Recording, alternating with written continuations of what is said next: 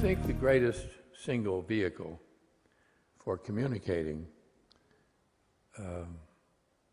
the story of those human beings is the book.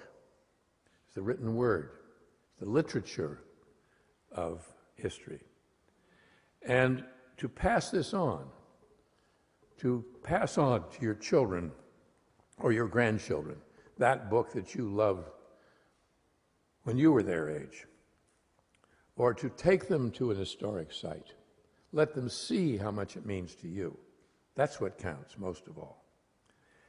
A marvelous teacher of teachers, one of the greatest of all time, was a woman named Margaret McFarland, and she said that attitudes aren't taught, they're caught. It's the attitude of the teacher, the attitude of the parent, the attitude of the friend, of the coach, and particularly with young children, grade school children, that's all important. If they see you love it, they will come to love it. Show them what you love, she said. So if you have a favorite biography, or if you have a favorite chapter in the American story, like the Civil War, or the rise of industrial America, or the development of the West, whatever it is, pass that on to your children and grandchildren. Because so far, we're not doing a very good job about this.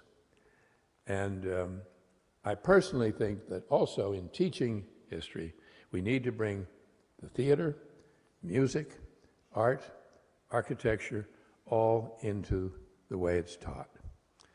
If a child is asked to play a part in a little historic drama and gets to play Dolly Madison or Daniel Boone or whomever, they'll never forget that. If a child is taken out to see a great historic site, walk the walk, this is where that really happened, never forget it. We all know that. We've experienced it ourselves.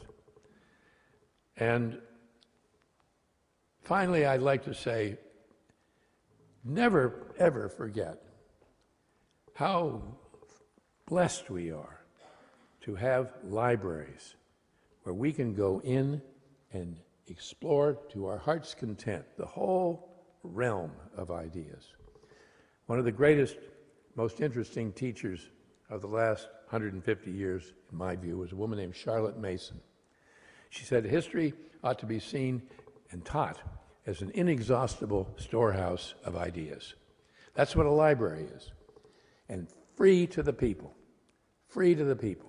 And if you've ever lived abroad or tried to do research abroad, you know this is a part of the American way of life that we should never, ever take for granted. So I say, as I said at the beginning, to me, the Library of Congress is the mother church, and to me, this great institution is quite rightfully atop our American Acropolis. Thank you.